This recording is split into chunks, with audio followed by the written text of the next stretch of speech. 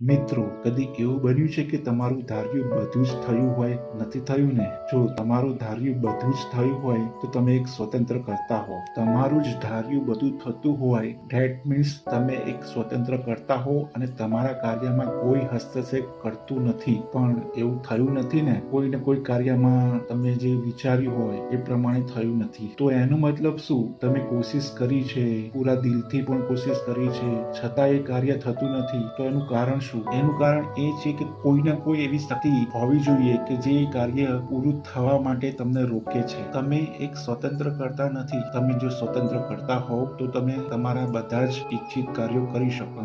એવું નથી ને?